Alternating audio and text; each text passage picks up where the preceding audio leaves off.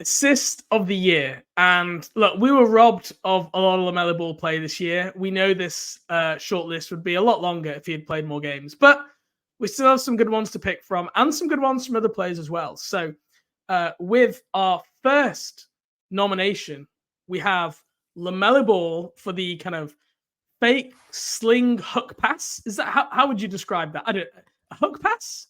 How would you describe it, Chase? See, I was actually thinking, is that technically a wraparound? Obviously, wraparounds come from a Yes. much different angle and style, but like I feel like that's kind of what that is, right? Like he's just getting him off his feet and then I flinging the think ball like wraparound. around him while he's in the air. Yeah, wraparound's a better terminology. So LaMelo, for those who don't see the video, he's dancing at the top against the Washington Wizards relatively early in the year. Brandon Miller kind of back cuts Corey Kispert, and LaMelo steps back to fake to shoot, and then kind of takes one step to his right and does that I've forgotten what you called it, a wraparound pass to Brandon Miller, who sneaks in on the baseline, and then he gets the and one.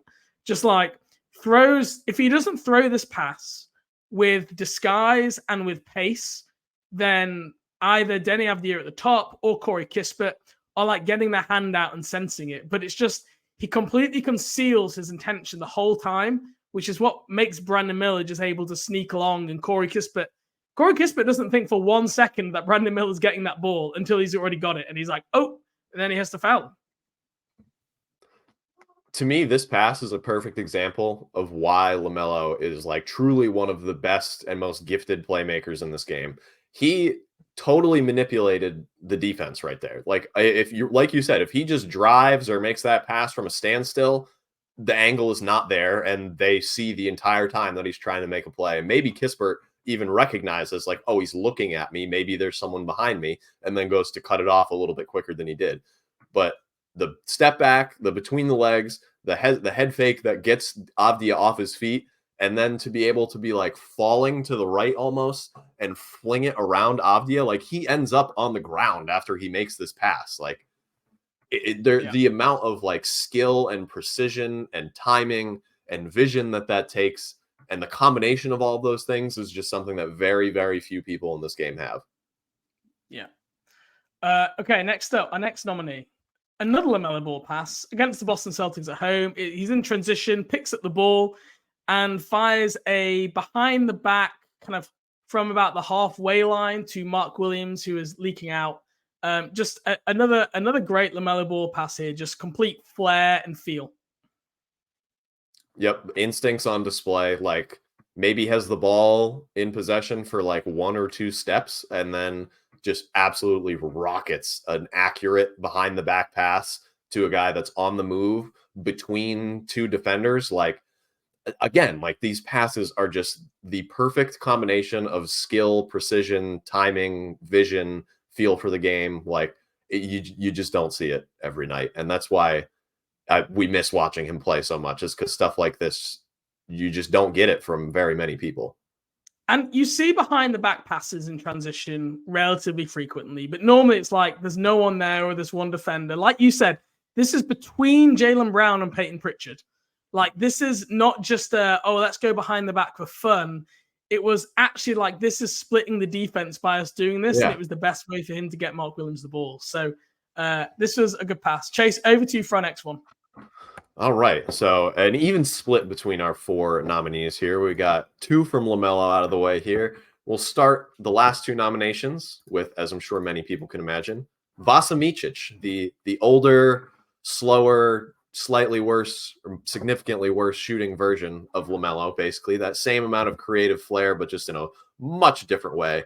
Our first nominee is going to come from actually a couple weeks ago against the Cleveland Cavaliers. Those black and yellow jerseys threw me off a little bit, but Micic is out here on the right wing, and similar to the first highlight, actually, Brandon Miller just makes a very well-timed back cut here. Nice V cut to get Okoro moving in the other direction, darts back towards the baseline, and Vasa fires one with his left hand, like an absolute frozen rope between the defense in an area where if he didn't make such an accurate pass or such a quick pass, someone definitely could have gotten it. Miller draws the foul because Okoro just absolutely clobbered him, leads to the free throws.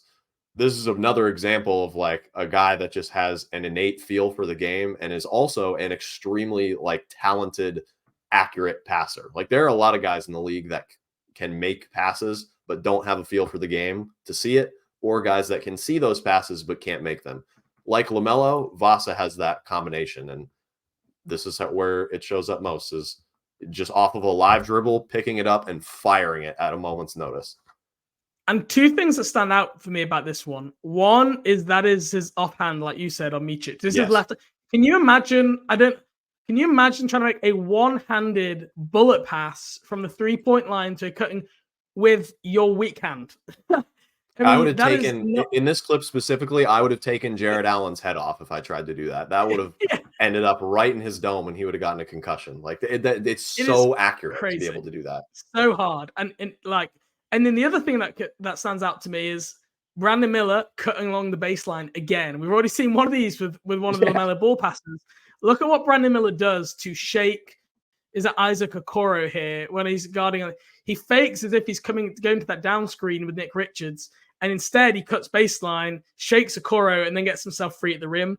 So again, like all this that we hear all year about Brandon Miller's movement without the basketball, how good he is without the basketball. This is why it's things like that, because you just like a lot of young guys just don't have that feel and sense and smarts to do that off ball. So great play by Brandon Miller as well to get himself open. All right. Our final nominee, Chase, over to you again. All right. Fourth and last but not least, this one is another recent one. It's from about a month ago. Two new acquisitions connecting, displaying that Oklahoma City Thunder chemistry that they had already developed. Micic gets one off of a rebound here and grabs it. And again, instinctually, immediately wraps around to the defense, fires it behind his back to Poku in the corner. Obviously, Poku's going to finish off a highlight like that. He splashes the corner three, gets a little celebration running back down the court. Like these passes from Micic are like so reminiscent of things that LaMelo can do. Like it just adds an element to your offense that I think is like very valuable, regardless of what shortcomings Micic may have in other areas. Like the ability to create, something out of nothing in this way, for lack of a better term, is like this very similar to what LaMelo does, just on a much larger scale for LaMelo, obviously. But this pass is so nice. Like off of an offensive rebound, how many guys in the league are thinking, I'm going to grab this, throw a behind the back bounce pass to the guy that just drifted to the corner, and then he's just going to nail it? Like not many. No, it's a very clever pass. Maybe not quite the same speed as some of the others, but definitely showing smarts and quick thinking. Chase, where is your vote going for pass of the year? It is going to LaMelo Ball or Micic, but which one of them and for which pass? I may have given it away with my reasoning for the nomination of the first one, with the LaMelo Ball bullet pass to Brandon Miller with the wraparound on Avdia, who he manipulated to get into the air. But that is definitely going to be my assist of the year for the Charlotte Hornets. It's a shame that it had to happen like all the way back on November 8th that happened. So we are going on 6 months plus that without an assist that was worthy of winning assist of the year. But you got to start the year strong. So there's something to that as well. I'm definitely going to give it to LaMelo here. Just an insane amount of skill and precision and feel for the game. I'm going LaMelo too, but I am flipping it up. I'm going for the other pass, the behind the back one to the Boston Celtics, just because it's something you don't see very often. That like behind the back pass that is going forwards, like not sideways, not backwards. He's actually gone behind the back to throw it forwards, which is just crazy. Like I say, in between two defenders against the Celtics. So LaMelo Ball, so far you have received the award for assist of the year. Brandon Miller, you've received the award for dunk of the year. Both for different plays from both of us, but showing that they are completely dominant in those two categories.